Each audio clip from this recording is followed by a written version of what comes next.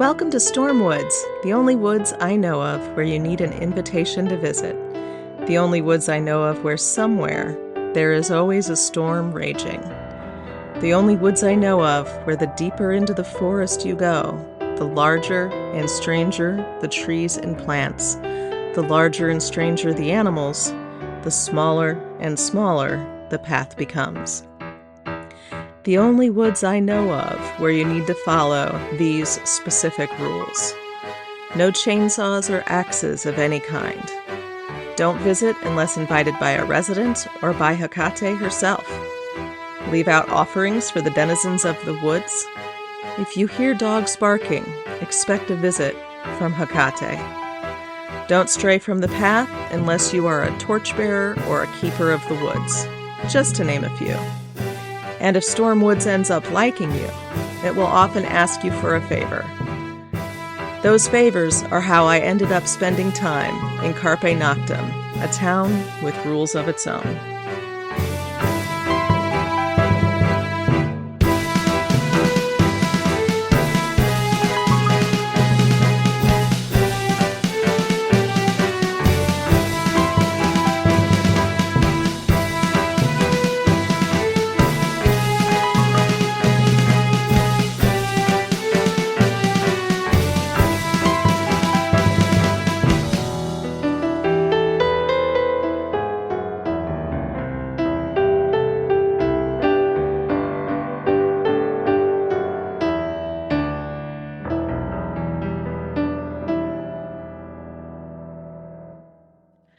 So it has been a crazy, crazy week.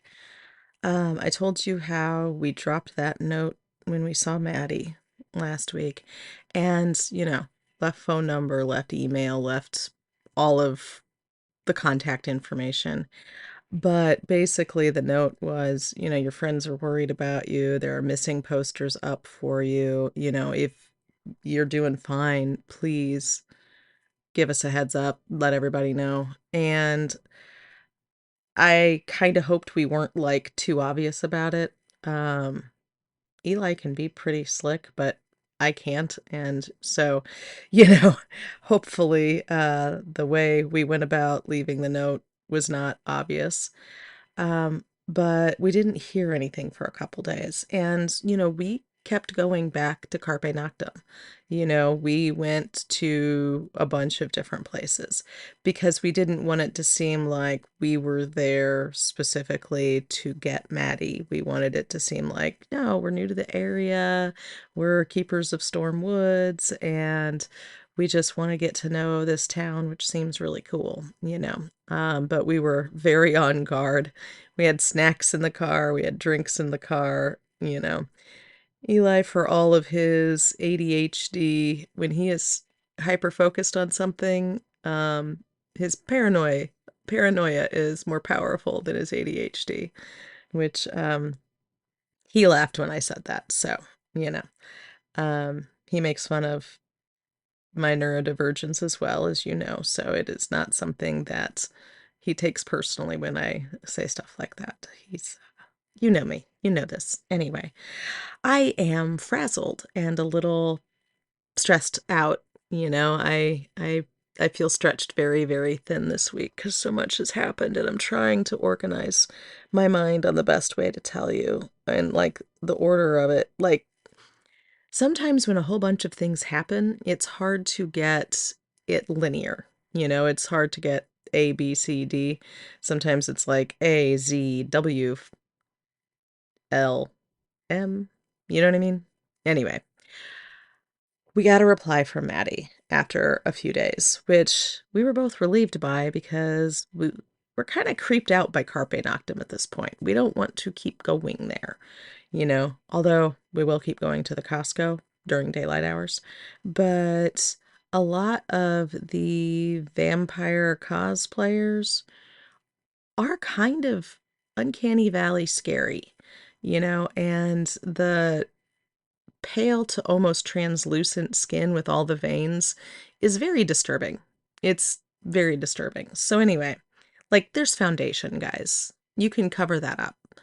And I say that as if they aren't doing the makeup to make it look like that. Anyway, it not none of that's the point. We wanted to quit going to Carpe Noctem. We were tired of it. Eli and I basically just want to stay home. Like, the reason this gig was so perfect for us is being in a tower by ourselves, watching woods while we do our writing. Yeah, that's kind of perfect. Not having to go anywhere except for like necessities. Perfect. Love that. So, the tower is just sort of an extension of our home at this point. Anyway, we're both frazzled. I am frazzled and all over the place and kind of depressed, a little sick at heart. Anyway, we got a reply back from Maddie, basically saying that, she really enjoys being in Carpe Noctem. This is her place. This is where she wants to be. She's sorry her friends are worried, but, the path she is on is about her, not them, and that kind of stuff. And I was like, okay, well, selfish much? Um, and so the email came to me because, Eli just doesn't check email. So I highlighted her email in order to copy and paste it and send it to Eli.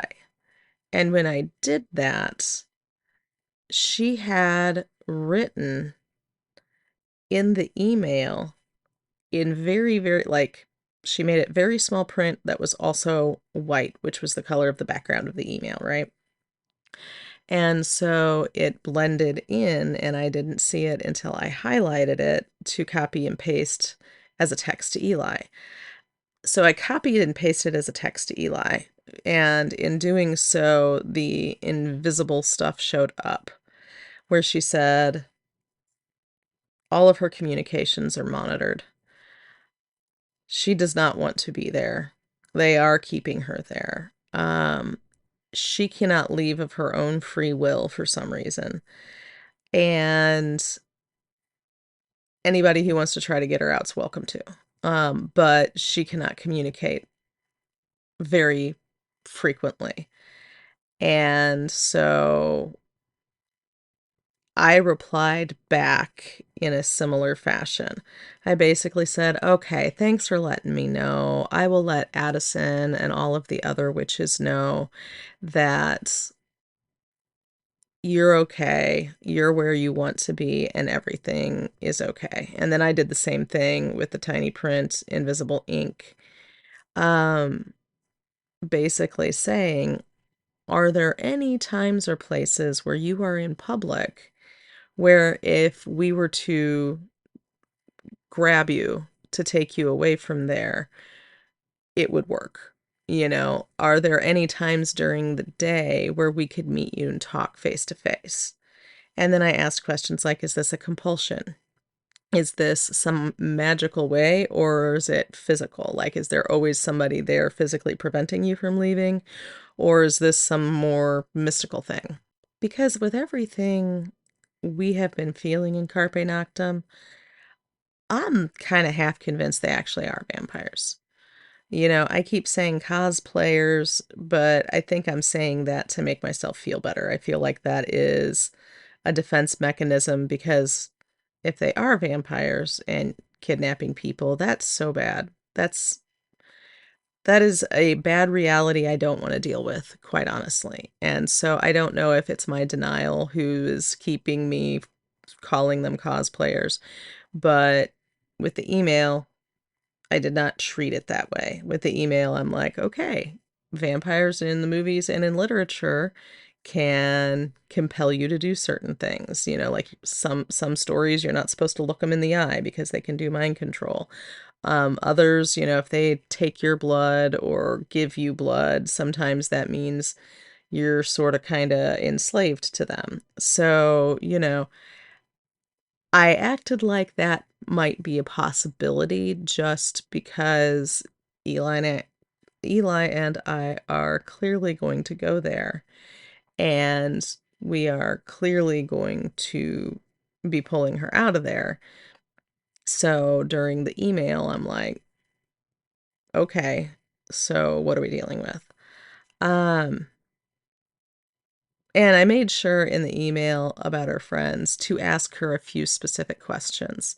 Like, all of your stuff is still in your apartment. Should I tell Addison to let the landlords throw it away? So and so has your pets. Do you want us to drop them off in Carpe Noctem? Stuff like that to give her an excuse to reply back. And, I don't know if there can't be somebody looking over her shoulder as she's doing this because she wouldn't be able to write the secret message, but clearly the communication's being monitored. But, maybe they aren't very tech savvy. Although, to be honest, if I hadn't highlighted the email, I never would have seen that secret message. Like, we are very, very lucky here that I highlighted it and was going to send that message to Addison as well as Eli. Like, obviously, Eli first, you know. But anyway, so I built in an excuse for her to get back to me. And she did, like, right away. Like, basically, because the vampires sleep all day, she has unrestricted access to email. If she had emailed a message to us unsolicited, that would have been bad, and she wasn't able to. So anyway, my my email was replied to, and she basically answered all of the questions, and then at the bottom said that during the day she works at a real estate office. And it is a compulsion. She's not able to leave. Like, we will have to kidnap her. And she will probably fight us, is what she said. And that is what she did, too. So she also put in there that she doesn't know who in her group of friends is feeding information to the vampires, but they told her that her friends were looking for her. They told her that, they've been coming to Carpe Noctem as like, girls' night out or whatever, and they always make sure she's scarce. And I'm telling you what, it's Augustina. It's Augustina Gully. Hecate all but told us that, you know. So anyway, I have this back and forth with her and then make plans with Eli. And like, this is where I wish I were like Dexter, where I could just like kind of come up behind her and, give her a dose of something that knocks her out. Or that like chloroform was a real thing we could get a hold of. But none of that. None of that. So anyway, I asked Addison to come to the house to visit us. And I then went out, left an offering to the woods, to Hecate, both, and I asked both of them, hey, if I can trust Addison to help us with extracting Maddie, let her arrive at my home. If I cannot trust her to help with extracting Maddie, have her just be deposited back out into the parking lot after walking the woods for a little while.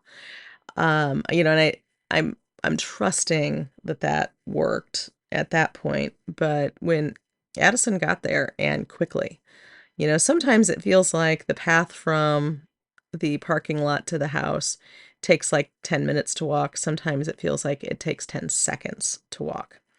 So we sat down with her, we went through all of the emails, and, the part where she said there's somebody in this group that she can't trust, Addison looked at me and she's like, yeah. And Augustina's been acting pretty suspicious lately.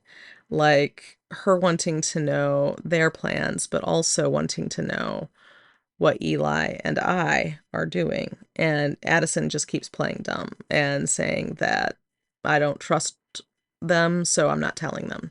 Which is true. I am not trusting them and I am not telling them. The reason I brought Addison in for this is because, if you're literally going to kidnap somebody, I feel like you need more than two people.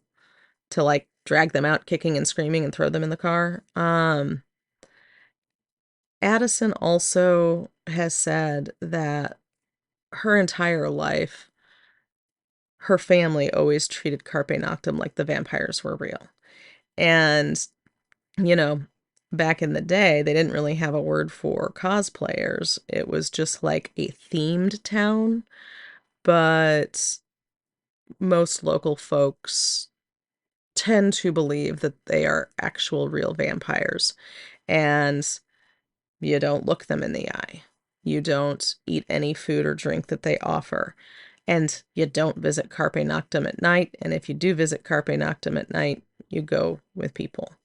And, growing up, they always treated it like a joke, because vampires aren't real. And, oh, look at all of these superstitious, rural folk and that sort of thing. And, Addison said after going for, because she and the group, the Coven, have been going several times since we last spoke to her.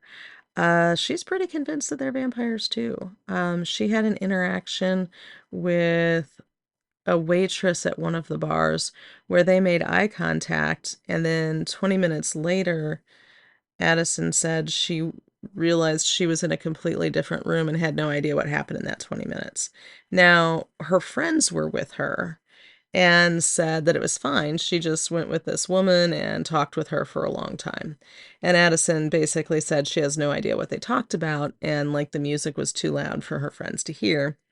But, nobody took her blood, nobody did anything physical to harm her, but it wigged her out big time. Like, absolutely not cool with that. And so the three of us made a plan, and I asked her, okay, do you know where we could get chloroform so we could just chloroform her and take her out? And no, no, that wasn't something that we could figure out on the fly. And we kind of figured that we needed to do this sooner rather than later, because if they are checking her email and somebody who maybe wants to forward it and instead of hitting the forward button does what I did with the copy paste, because I was copying it out of email and putting it in a text. Um, yeah, it could be bad. So basically, we decided Addison would be the getaway driver. And we would take her SUV because there's enough room to throw somebody in the back and then drive off. And there's enough room for 3 people to sit in the front seat. So this insane plan is what we went with. So I am officially a kidnapper. Yeah. Yeah, I kidnapped a person. I'm having a hard time wrapping my head around that because all of this feels so surreal. And I know what you're thinking. It's like, oh my God, Gabe moved away and she became insane. And that's how I feel sometimes. That's how I feel. Like, I feel like I took a new job and at the same time took 2 steps out of reality. And I'm having a hard time with it. I'm having a hard time with it. It is cognitive dissonance. I'm having to reorder and remap in my head my entire understanding of the world. And I don't like that. I'm doing it anyway because, reality is what reality is. But so we decided on doing this the next day. The next day was Thursday. Apparently, a lot of places in Carpe Noctem are closed Friday, especially like, you know, real estate and that sort of thing. And my whole thing was like, okay, if everything's supposed to be open at night, why is this one real estate place open during the day? And apparently it is because it is real estate, like commercial real estate. It is to sell to big box stores like Costco come to the area.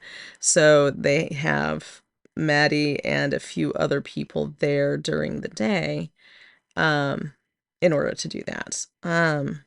Addison and Eli and I like batted around the idea of trying to set something up where we got a couple people pretending to be corporations looking at commercial properties in order to get the real estate agents that are there out of there. But we figured we were making it too complicated. because nobody expects a couple people to come in and grab a person and run off with them. And from what I could see of Maddie, Maddie is not a big person. Like, between me and Eli, we can pick her up. So that's what we did. That is what we did. And Addison specifically sent the coven a message going, okay, we've heard from Maddie. She is okay. She is there because she wants to be there. And, listing out everything she said to do with like her apartment, her stuff, and all of that. That way, Augustina can let the vampires know that they're in the clear. We're no longer going to be coming for Maddie. So then we went to go get her.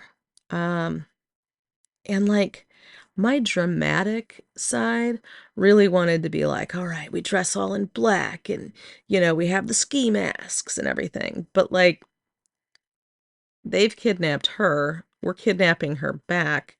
Like, if you steal stolen property, most people aren't going to report it because they stole it in the first place, unless they're total dumbasses. And so we figured we had good odds. We looked at a map of where the real estate place was, and the real estate's kind of on the main road there. So we go there, grab Maddie, and it's a straight shot home. And we were going to bring her back to Stormwoods because at this point, I'm like, this is the only safe place. So I cannot tell you how excruciating it is to wait to do something like this. Like, we had it planned so quickly, but like, we still had to wait until that day to go, We still had to go to bed and then wake up in the morning and eat breakfast because human bodies are stupid and require an insane amount of upkeep. And just so annoying. So Addison spent the night, and which I really admire the ability to do that. Like, I can't just spend the night someplace.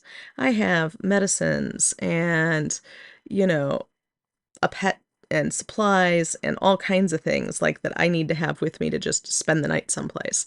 And so the idea of just being able to be like, oh, I arrived somewhere and I'll just spend the night and wear the clothes I wore today tomorrow is just such a liberating idea. But alas, I have way too many things tying me down. So, and again, stupid human things tying me down. So anyway, we get in her SUV, we go to the real estate place, and we go in, and it actually was empty. Like, I I am thinking that that was either luck or providence, or Hecate, because trust me, I did spell work like you would not believe before we went. I did protection work on all three of us. I did protection work on her car, including I took that invisibility sigil that, you found that one time. I took that invisibility sigil and wrote it in protective oil all over her car. She was really cool about it. And, and then we're just basically like, okay. And from here to there, luckily, there's not a lot of traffic. So it's not like somebody's going to kill us in our invisible car. And you know how magic works. It doesn't make it invisible. It just makes people's eyes kind of slide off it. It just makes it it makes it not noticeable or memorable. So we did all of that magic. Addison definitely pitched in, and she is a magical powerhouse. You know how some people just, as soon as you start flowing energy, like their energy is right there, right on it, and her energy melded with mine very, very well. And so we did all of that. Eli, as he put it, talismaned up some crosses. And so we all had crosses because, might as well go the whole vampire route with us. And Christianity is just another pantheon for a lot of witches. So, you know, here we are. Um, so yeah, we were magically loaded for bear and we had some actual like weapons. I took bear spray. Not that there are bears in this area, but we have bear spray. Um, Eli took, he has concealed carry, so he concealed carried. And so, I'm like, okay, but like, do you actually plan on shooting anybody? He's like, no. But at this point, they're pretty much vampires, and I believe that they're vampires, so a bullet would just slow them down. And I'm like, okay. So we're gonna kidnap people while armed. Sure. Sure, this is a journey my life needs to be on. And part of it is, I don't know why I cared or care even. Like, this was almost a compulsion that I had to do. And that part was disturbing too. So anyway, so we do this. There's nobody in there except for Maddie. And I told her, I was like, hey, we have a flat tire. Do you know anything about changing a tire? Blah, blah, blah, blah, blah. And she said yes, but I could tell she kind of recognized me. She said yes and came out to look at the vehicle. And Addison had already, the back was open and everything, making it look like, we're changing a tire. So she goes out there with us, and then Eli sort of just tackles her. Like, I don't know how to describe what he did, but he basically bent over, put his shoulder in her stomach, lifted her up in a fireman's carry, and threw her in the back. And I thought we would both be doing that, but no. So he threw her in the back. He and I got in the front, and Addison took off like a bat out of hell. And that woman can drive, let me tell you. And Maddie screamed and fought, but haha, child locks, she's not going anywhere. So the further we got away from Carpe Noctem at first, the more she screamed. But remember when I told you we first drove into Carpe Noctem and Eli just saw a almost dirt road or gravel road, and I saw like a regular highway kind of road. Um, there was like a bubble or a barrier, and only somebody who's kind of in tune to magic or glamour would have picked up on the bubble or barrier. But Addison and I both could tell because she said she experienced the same thing. First time she went there, dirt gravel road. All of the subsequent times she's gone there, it's been a regular road with, the lines on it, the whole nine. Not a highway because it's not up high, but highway road, an interstate type road. So as soon as we hit that barrier, she stopped screaming and she calmed down and she was able to have a rational conversation. But what I said was, hey, catch your breath and we will talk once we get to my house. Because I kind of believe taking somebody on the path through storm woods to my house tests them and cleanses them at the same time. And so I want to say this is where shit got weird, but this isn't where shit got weird. Things have been weird. I kidnapped a person. So things have been weird since we got here. But we got to the parking lot and Hecate was there. And she had a couple dogs with her. And anyway, so we get out of the vehicle. Addison is basically like, okay, who is this strange woman? Who is this stranger? Blah, blah, blah, blah, blah. And I don't know how to explain it exactly, but Hecate didn't speak, but all of us could hear her voice echoing in our head.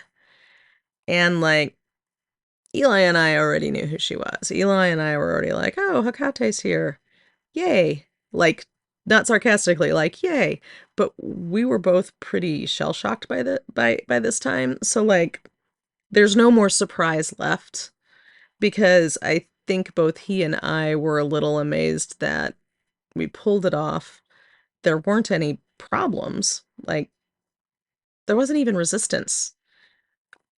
You know that guy who does pitch meetings on YouTube who always says super easy, barely an inconvenience.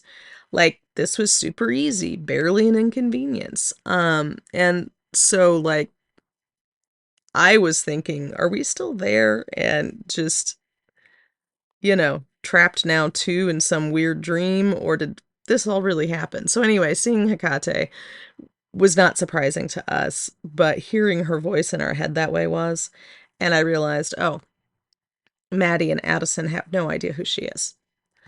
She's dressed in plain clothes, like somebody out for a hike. She has dogs with her. And while to me, her entire persona screams bigger than human, larger than life, goddess energy, if you just see somebody, you're not going to think, oh, there's a goddess standing there. You're going to think, hey, who's this person? So she's talking in our heads and basically says that the compulsion they had Maddie under was a blood bond. So it was, they took her blood and gave her blood. And because of that, she needs to go with Hecate and be cleansed. And if she goes with Hecate to be cleansed, she can get rid of that compulsion or bond. And basically, the reason distance helps. And while she was within Carpe Noctem, the compulsion blood bond was so strong she could not leave it. But she's here now, and this place needs to be protected, even from her, because if the vampire who did this to her were to get close, he would be able to control her again unless Hecate fixed it. I have no idea what this fixing involves, but Maddie went with her willingly. Like, oh, thank goddess, I will go with you. And Addison and Eli were like, but we have a lot of questions. And Hecate's like, she will return. And when she returns, she'll be able to answer your questions.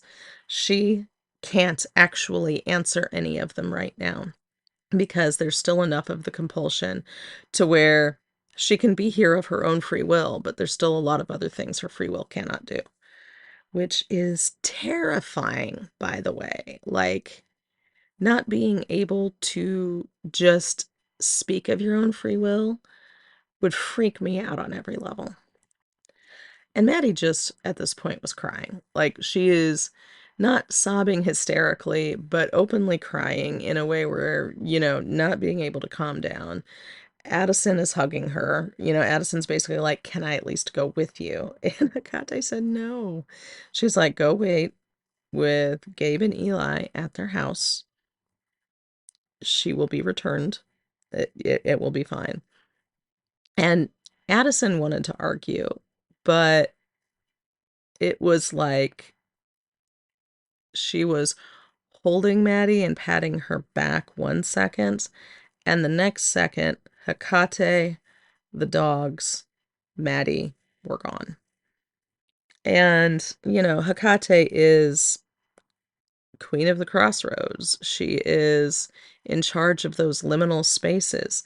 I've always looked at her as being somebody who is a little outside of time. And I think most of the gods and goddesses are outside of time. So, in my mind and my reckoning, what I think happened is she left us in time, and she and Maddie took a step sideways out of time and away from us. You know, kind of like time is just another crossroads. All thresholds are just another power she has, you know. So that's why I protect all my doorways and windows with her. So anyway, so Addison at this point is damn near hysterical. Um, she is sobbing and freaked out, and I think a lot of it is nerves and reaction, because I gotta tell you, the adrenaline dump was very, very real. All of us were incredibly shaky. We had done so much magic to prepare for this and expended so much energy on the magic, then expended so much energy with nerves alone as we drove to Carpe Noctem. Like, we were vibrating in her SUV.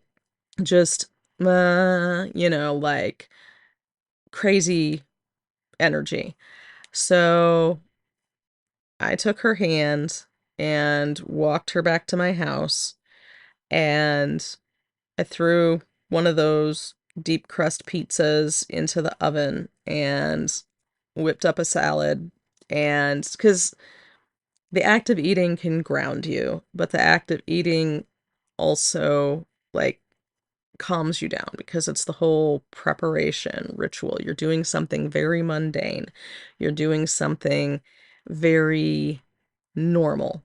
Making a pizza is normal. Making a salad is normal. Cooking in your kitchen while comforting a friend is normal. So we're doing all of these normal things.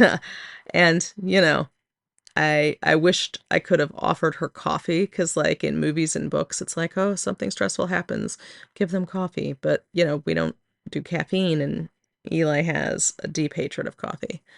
So, like, hates the smell of it, which is so weird. But, I don't, I can have coffee as a treat when I go out. I don't need to have it in my house because, again, caffeine, super bad for me. So anyway, I instead make her some sleepy time tea, which is the only tea I had that had chamomile in it. So I make her some tea. I make Eli and I some iced tea, and just we sat down and we ate. And, like, we all were pretty shell shocked. You would have thought, like, with as shell shocked as we were by everything, you would have thought we'd encountered violence or something traumatic. And no, we didn't experience violence or something traumatic. What we experienced was our reality isn't what we thought it was. And Hecate saying that the vampires put, like, a blood bond on Maddie, and that's how they could control her behavior, confirmed for all of us that, nope, these are really real vampires.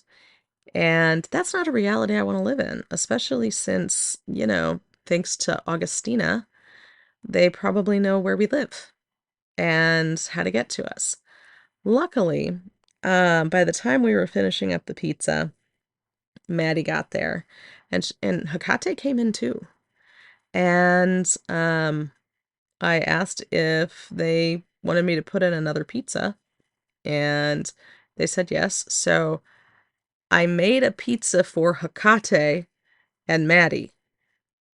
That is not a sentence I thought I would ever say out loud unless I was giving that pizza as, like, an offering, you know. Um, but that's what I did, and she sat at my kitchen table like that was a normal thing to do.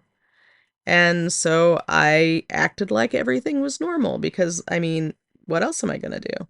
And I'm certainly not going to feel anything but honored that a goddess is sitting at my table eating pizza with me. But my flabbers were gasted, and I think that's where the shell shock comes from, is, like, when I say we took a step out of reality, this is what I mean. Like, we are in a different reality than the universe I knew. And I always believed in gods and goddesses, but having one eat pizza with you is a different kind of confirmation of your belief system. I no longer believe I know. It is not a matter of, I believe this. It is a matter of, no, I sat down and had pizza with her. Yeah, I still can't wrap my head around it. Um, Still can't. Yep. Flabber's still gasted. So anyway, the good news is the part where vampires cannot come in unless you invite them is in effect. That is a true thing. That is something that we don't have to worry about. And what Hecate said is Stormwoods is her home. So unless she invites the vampires there, they can't come into Stormwoods. And that includes the parking lot. They can drive right up to the parking lot, but they can't get in it. Maddie basically went there with a group of friends, left her cell phone, and she doesn't think that she left her cell phone. She thinks that they took her cell phone so she would come back for it. And they told her, well, you can come back when we're open. And when are they open? At night. So it was the club where she was in the little cage dancing. Um, and again, she was dancing because somebody was pulling the strings like she was a marionette. Like, I don't know that there's enough therapy in the world to unpack the trauma that Maddie has to unpack. And I don't mean that flippantly. I don't mean that as a joke. I mean, she was puppeted like a marionette, is how she kept putting it. And almost like she could feel the strings on her. And so, like, her dancing, that's not because she is a good dancer or wanted to dance. It is because she was a puppet, and there we go. And I said to her, I was just like, I don't even know how to find therapy for you.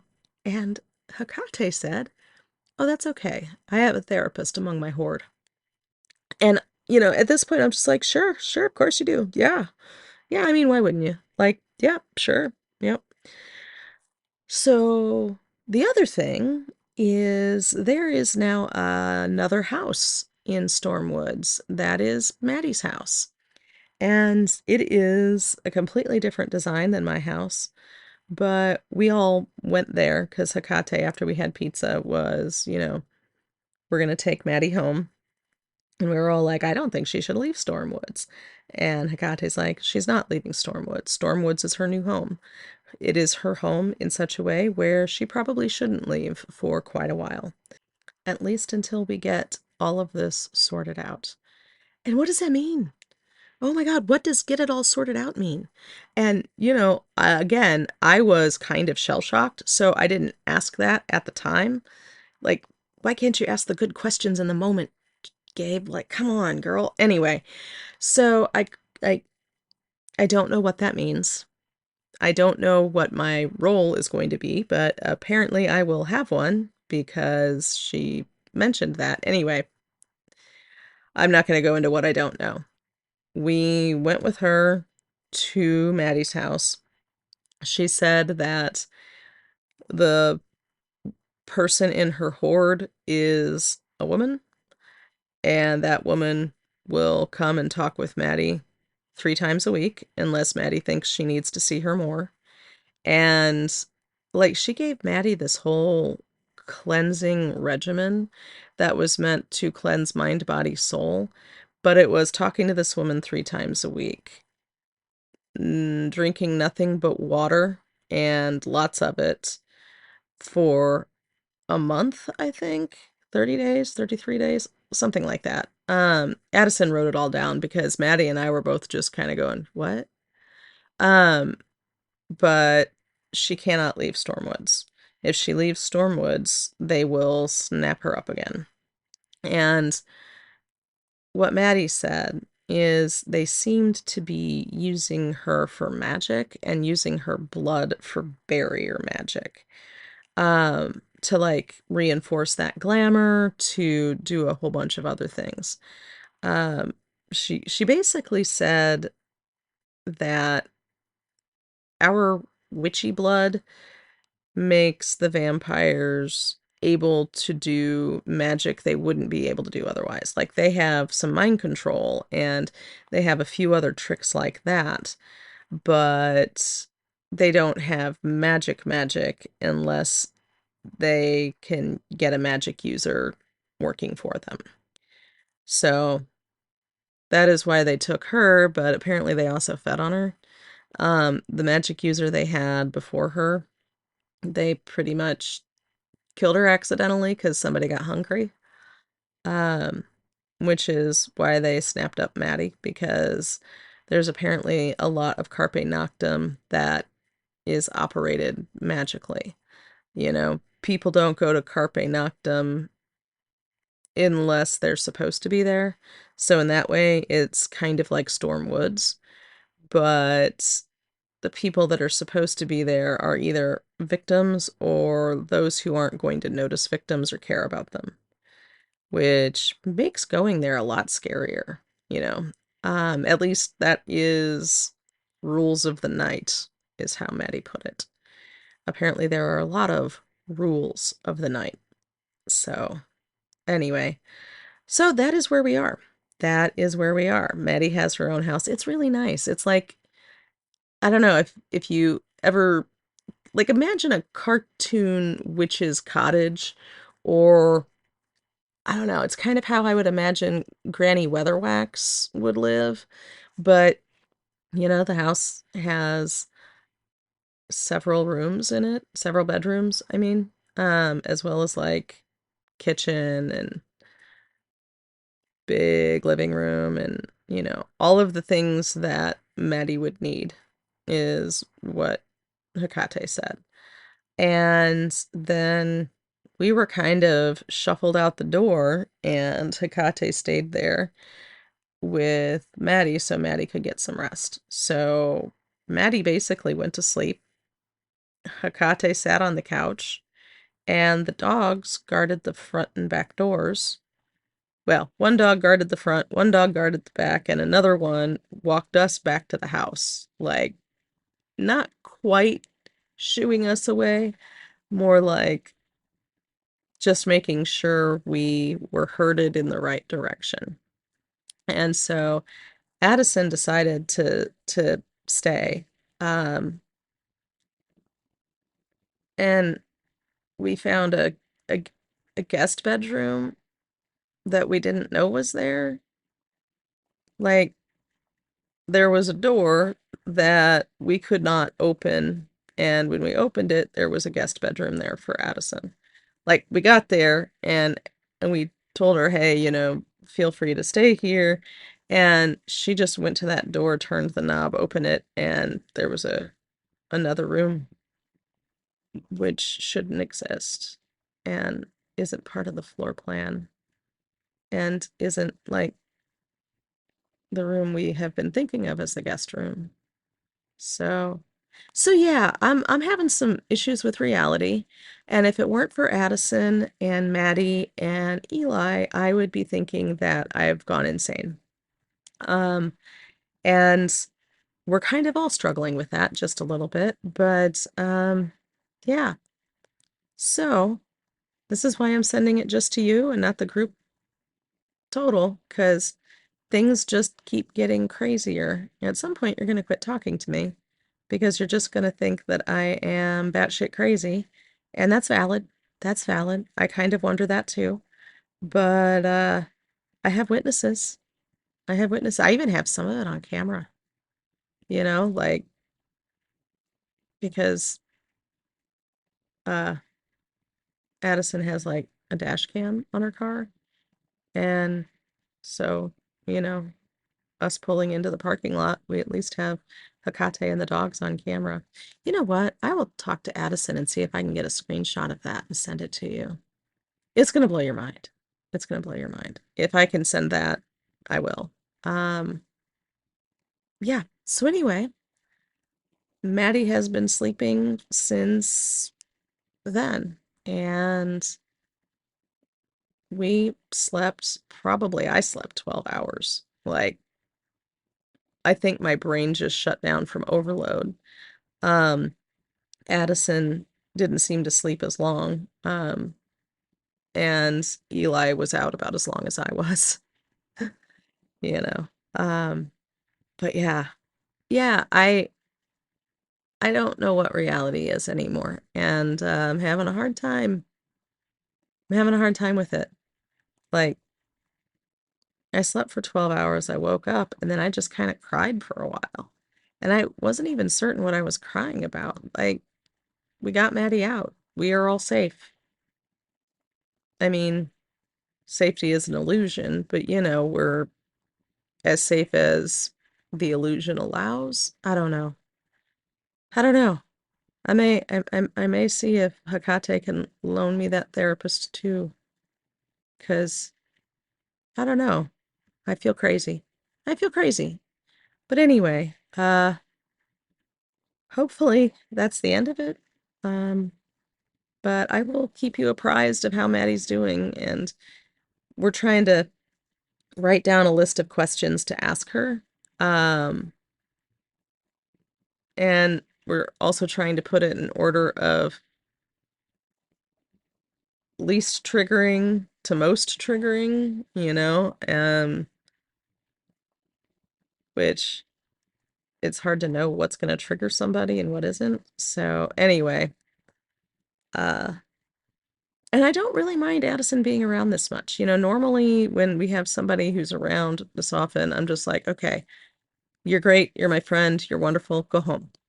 But I don't want her to go home. I'm worried if she does. So yeah. Anyway, I will let you know more as things develop. But yeah, right now I just feel insane. I feel like everything I told you is insane. So, anyway, I will talk more later.